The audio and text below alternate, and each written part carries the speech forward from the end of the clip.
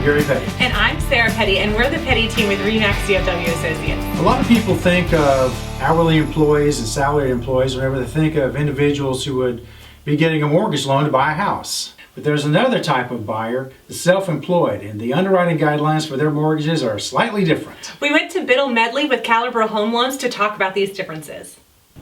Biddle, help us understand what determines if someone is self-employed. Like, what's the definition of being self-employed?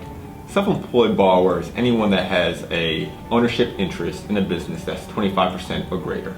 What's the difference in the way that you calculated income for a self-employed person versus a W-2 income person? Well, for a W-2 income person, we will place great emphasis on the most recent 30-day pay stubs to see what they're currently being paid, and we'll weigh that against what's on their W-2s for the past 2 years.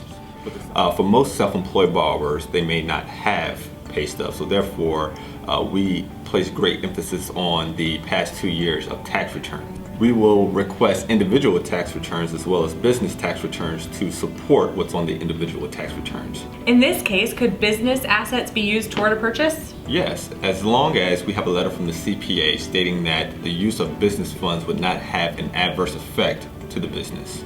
Biddle, what would you recommend some tips for somebody who is self-employed that's thinking of buying in the next year or two? I would say plan ahead. Take into consideration how much income I would need to have to purchase the size house I would like to purchase. Mm-hmm. So they need to be aware of what they write off, because that would impact their income in a negative way, and therefore that will affect what they're able to get qualified for. A lot of times self-employed borrowers, they write off a little too much. Going back to the original question, we always use 2-year tax returns. So at least plan 1 year in ahead, so when we take your 2-year average, you have at least one good year of selling income, of high income. Another thing that they'll need to be aware of is what they deposit in their business or personal account. The underwriter will look for a paper trail for any deposits that are unsourced. What are unsourced deposits? A deposit that does not have a title, or a deposit that we don't know where those funds came from.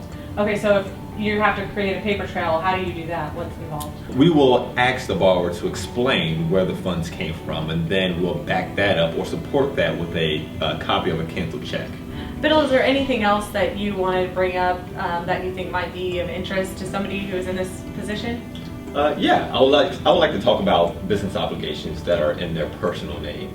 They can be excluded from their debt-to-income ratio, but they would need to provide evidence that the business has been paying for this obligation for at least 12 months uninterrupted.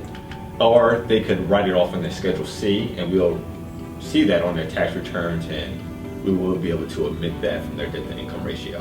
All right, well, thanks, Biddle. We really appreciate it. If you have any questions about this topic, contact Biddle Medley or contact us. We're always glad to help. We'll see you next time. Thanks for watching.